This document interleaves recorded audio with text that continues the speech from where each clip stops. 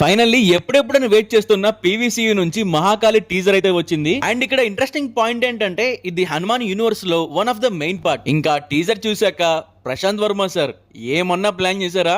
Stunning visuals and VFX తో top notch ఉంది. అసురుల గురువైన శుక్రాచార్య పాతాళంలో అసుర జాతిని మొత్తాన్ని నిద్రలేపి 14 రోజులు ఈ విశ్వాన్ని మొత్తం తన అధికారంలో తీసుకొని మానవ జాతి మొత్తాన్ని నాశనం చేయమని రక్తబీజుడిని నిద్రలేపుతాడు. ఆ తర్వాత సీన్ లో మహాకాళి అమ్మవారిని చూపించారు. ఒక పాపని తన చేతిలోకి తీసుకొని ఫీడింగ్ చేస్తూనే ఉగ్రరూపాన్ని చూపిస్తారు.